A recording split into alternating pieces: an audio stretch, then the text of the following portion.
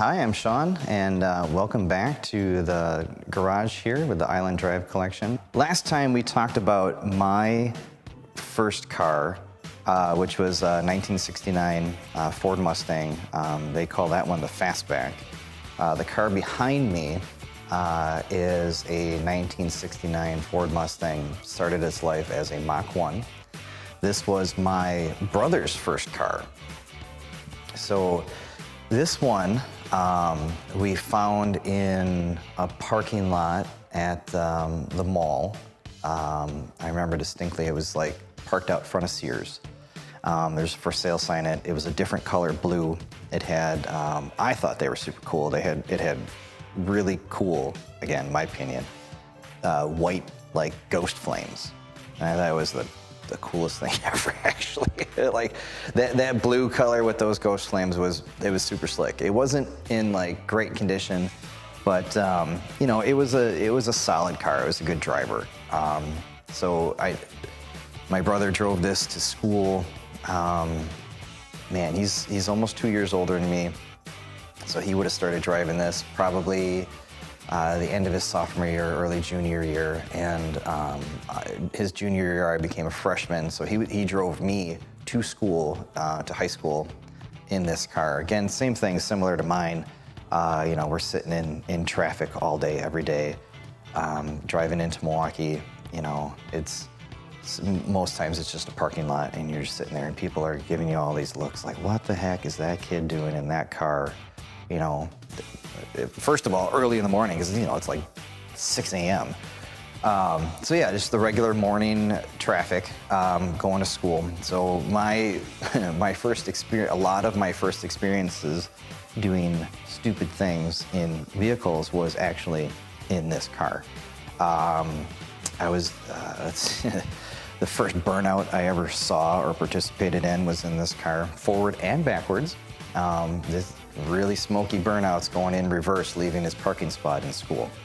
Oh, there's the statute of limitations on this, right? Like you can't get in trouble like 30 years ago.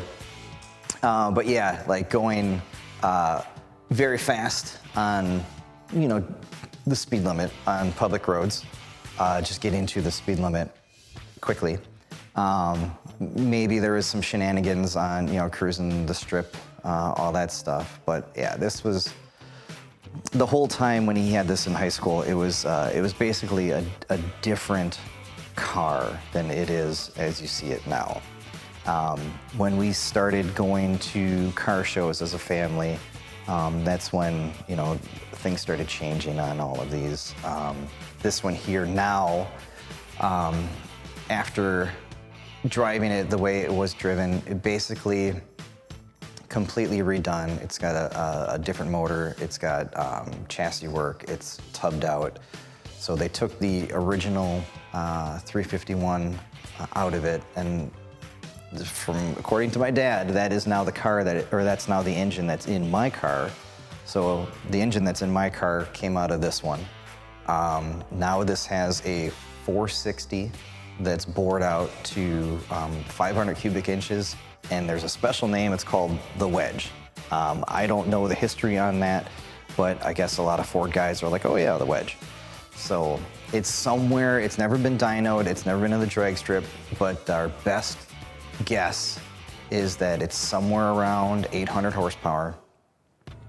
It's got dual Holley carburetors on it. It's got a high-rise intake. It's got a really cool fuel system.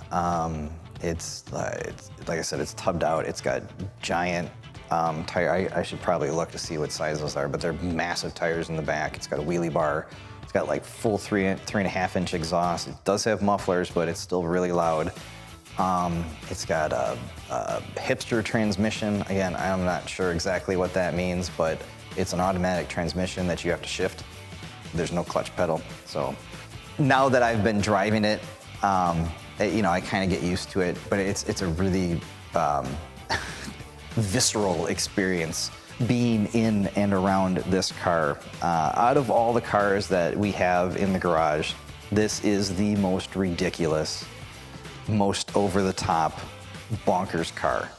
So, yeah. But again, it's decked out for racing. The idea when we started taking it into shows is we wanted to do, it's like a pro street. I think it's what it's called. It's, it's meant to be a drag car, even though it's never been to the dragster. Maybe someday it'll be there, but we'll see. So one of the things going to car shows, it was really fun going as a family. Some of the times, we would just drive all 3 cars or 3 cars there, depending on how old I was actually, because we started doing this before I was able to drive. So sometimes we would take 2 cars. When I got my license, we would take 3. And then there was occasions where if we took this one after it had been changed, how it is currently, we would trailer this one. And one of the instances, we were at a car show, and at the very end of the car show, they had a sound and exhaust competition. And so we never really participated in any of that. We like to watch and listen, but we never really participated. So my dad thought it was a good time to go get the truck and trailer, bring that over. We're gonna get this loaded up and get out of there while everybody was kind of out of the way doing their own thing. So they had started the competition, and really great sounding cars over there. And it was probably, we were on one side of the actual show where all the cars were parked, and then the cars that wanted to compete kind of had to drive over to a different part. It was in a big field. So there's no buildings around. We were in it was like Exonia or someplace. We were in out in the country. And so everybody kind of walked over there to listen to the competition and everything. And then my dad fired this thing up to put it in the trailer, and you could see it was close enough that you could see everybody kind of turn around what's that? What's going on over there? So basically people walked away from the exhaust competition that was going on, came back over to where we were to see what is making all that noise while we were putting it in the trailer. So we kind of we didn't participate. I'm gonna call it a win, even though we weren't competing, because everybody left what was going on there to come listen to this thing. And you'll hear it. It sounds great. It's not stupid loud. It's on the border of stupid loud. It's on the border of this is almost too loud, which is very rare for me to say. It's a great sounding car, and but yeah, it's like I said, it's got the mufflers. It's got small mufflers on it, but it's muffled enough. So that's the story about how we kind of ended an exhaust sound competition on accident. Another thing too is how this car started running again.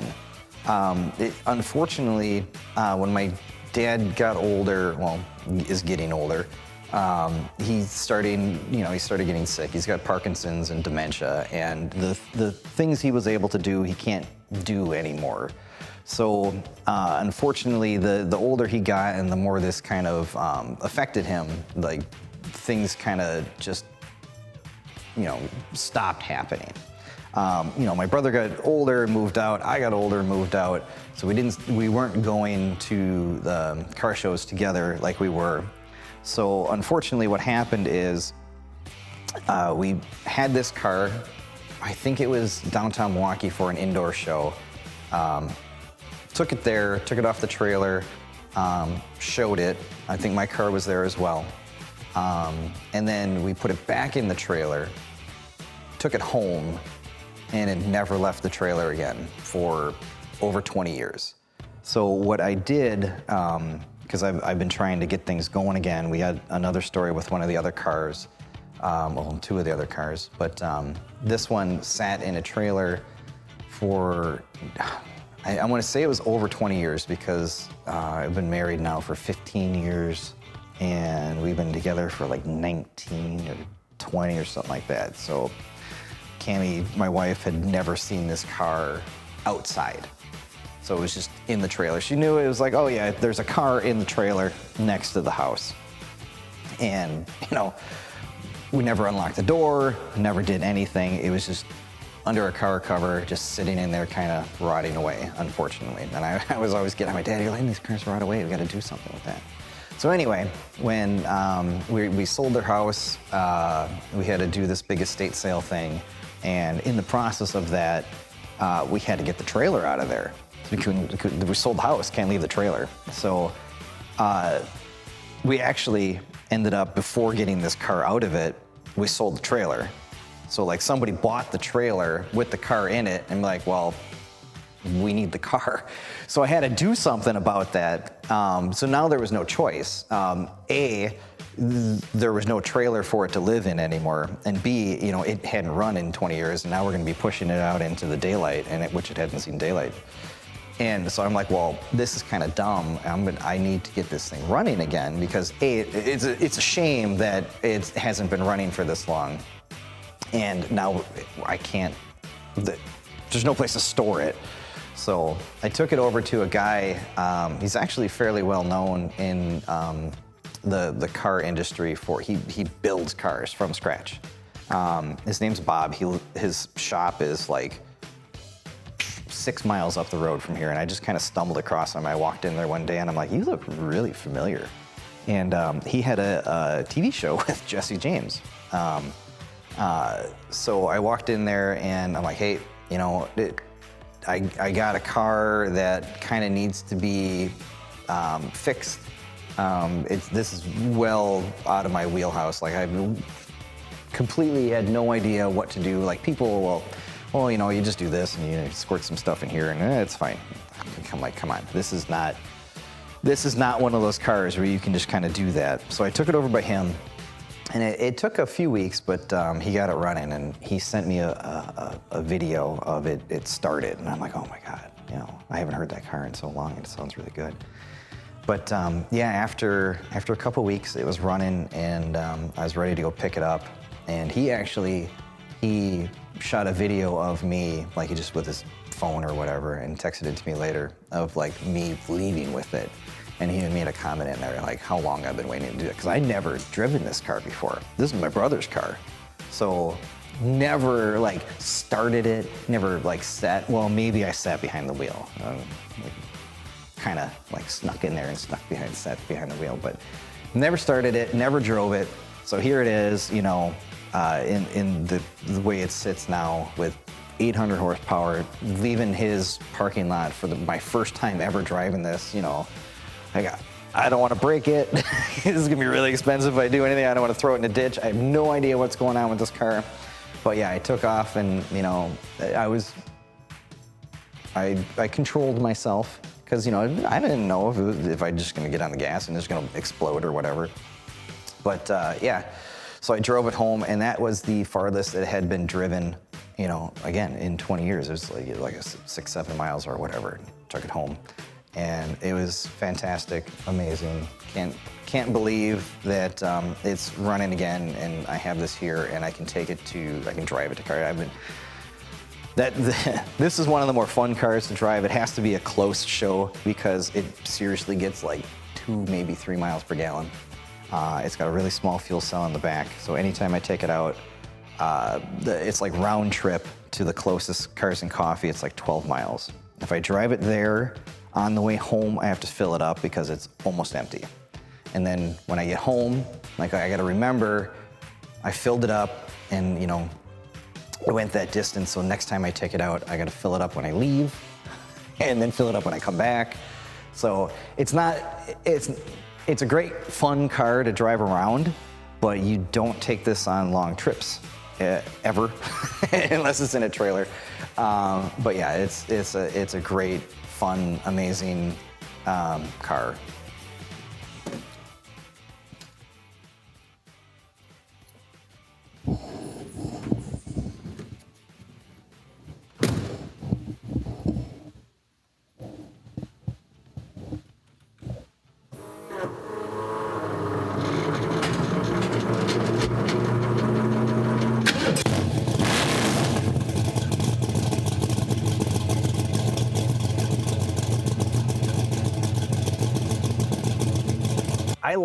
I mentioned in the last video that I like switches, and this car's got switches. Not too many. So there's a switch under the hood to kill the battery, to get the battery going. And then it's got the fan, and it's got the fuel pump. So as soon as I turn the key now, those are good. I mean, just that noise right there, you know you're in for something special, right?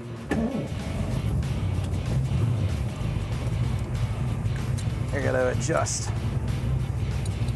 All right.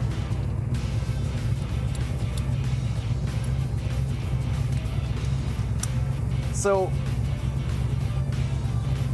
one of the earliest stories I have about this car when it was first redone is this, because it was mainly done for show, we used to run slicks on here, just because. So my dad had me out, he was driving, and we were going about 30, 35 miles an hour, and he stepped on it and brought the front wheels off the ground. Like, pretty sure I pooped a little, because I had never experienced anything like that. And I'm pretty sure that's the reason now that we have wheelie bars on this car, because we didn't really know, because it's never been on the dyno, never been to the drag strip or anything. We didn't really know what it could do. So when he got on it and that happened, we're like, oh, safety first. Put some wheelie bars on here, just in case. It's like you were saying before, no, there's no gas gauge. No, there's no speedometer. I run the GPS just to see kind of how fast I'm going. And this was what I was talking about with the hipster tranny. It's an automatic transmission that you have to shift. So it's got 3 speeds. And that's basically, that's meant for the drag strip where you just kind of pull down and click. So this is first gear, we'll give it a little.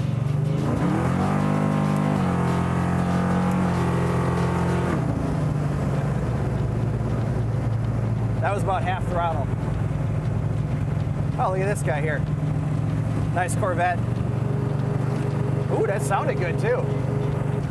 Seriously, I have yet to put my foot all the way to the floor. I'm legit, like, I'm not scared of the car. I'm scared of what could happen. Like, I don't drag race, right? So I'm slowly, I mean, the car has been running and driving for about a year now. And I've only had it out, you know, maybe 12, 15 times, just driving it around, taking it to shows and whatnot. A, like, I don't want to wreck it, because it's finally been running again after 20 years. And B, if I do break something, just getting on it, let's say I don't crash it, it's gonna be expensive to fix, and I don't want to do that. So there's no power steering in there. I don't even know, like, I wouldn't even call it like power assist at all. It's like, this is manual steering. It's a struggle.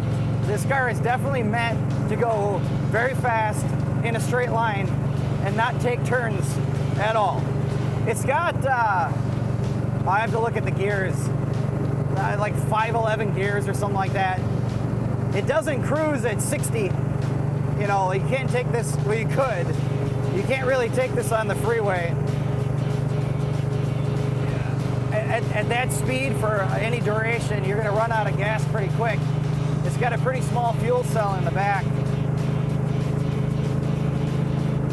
which is exactly where we're going right now, because we need to get some gas. I'm hoping I don't have to make a call for the wife to come pick us up. We do have a little bit of redundancy on the oil pressure gauges and the water temperature. We gotta keep an eye that doesn't go too far over 180. The fuel pressure just kind of bounces around. I don't know, again, with this car just recently being running again, I don't know if it's supposed to bounce around like that. If we're over 13, 14, we're good. I don't know what happens if we dip to 9. Hopefully I never find out.